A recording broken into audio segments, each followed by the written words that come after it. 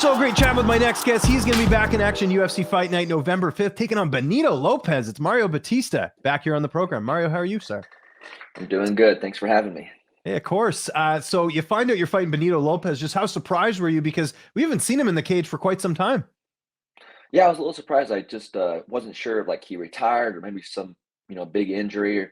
But yeah, when they told me about the matchup, I was pretty surprised, but pretty happy with it as well. You must have been pretty familiar with him even before the UFC, just because, I know you obviously fight in Arizona and he's in California. Were you pretty obviously like you knew that he was in the UFC, but even prior to that, did you know much about him?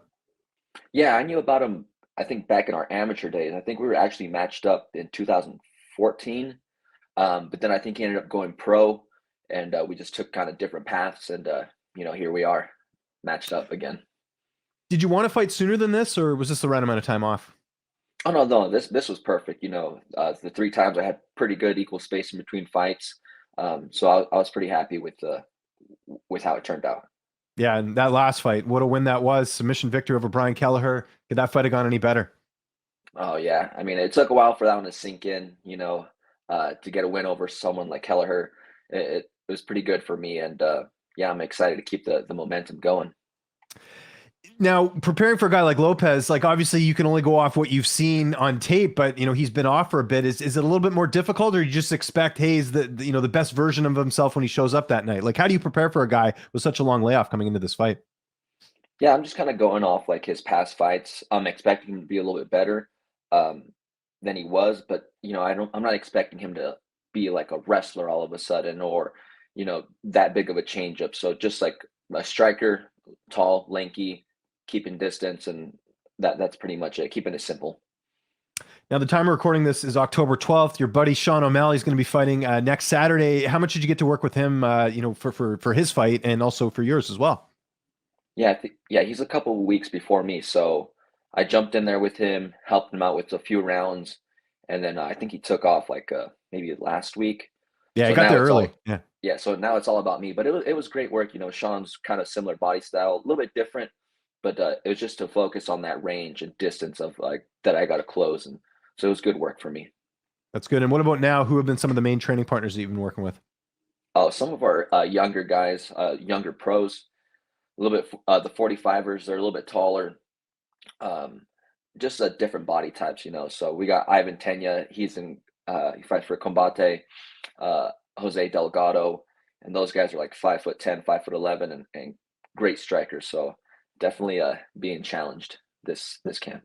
Yeah, and what's it like getting to work with up and comers? So I know it's pretty important in the gym, not only for the different look, but you get guys that obviously are trying to prove themselves, so they're going to give you that really good push, right? Yeah, and these guys are skillful. I mean, they just obviously don't have the fights on their records, but they do the same thing that I do in the gym. Everyone has the same blueprint. So uh, I'm definitely getting good work this camp. That's great. And we talked about Benito's layoff. How do you believe in cage rust? Do you think it's a thing? I mean, you see a guy like Dominic Cruz doesn't miss a beat there, but then you see other fighters, it does affect them. Yeah, I mean, we'll see. I think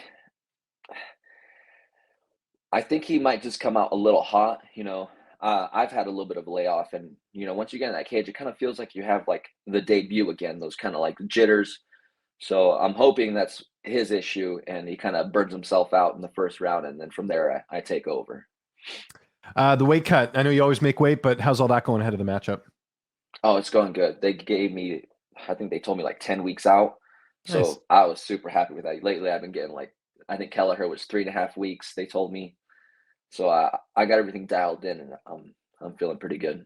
How do you structure that where you don't overtrain or maybe you don't overdo things? Is that something where you talk to your coaches? Is that something you just monitor yourself? Like, how do you go about doing that?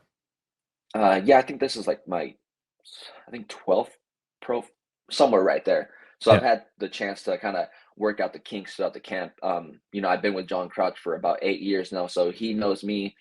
Um, and that's something, yeah, I do talk with coach, and we get it all figured out. So I got it pretty dialed in. Yeah. And I know those recovery days are important too. Is it one of those things where you and coach maybe argue about that a bit just because I know you want to get in there, but he's maybe like, look, man, you need to chill out. We don't overtrain. Yeah, John Crouch, he's more like that. He'll reel us back a little bit because sometimes we want to get in there and do a little bit more. But I'm always in the gym, so I only need about 6 weeks to really tighten everything up and get into fight mode.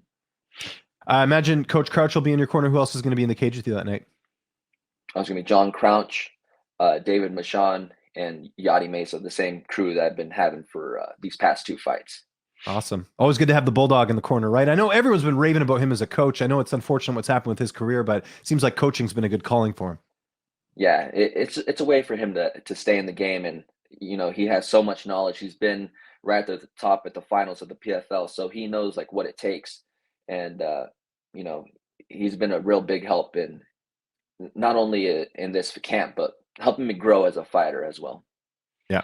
I know you feel like you're going to win. Otherwise, why sign the contract? But how do you envision the fight playing out on November 5th?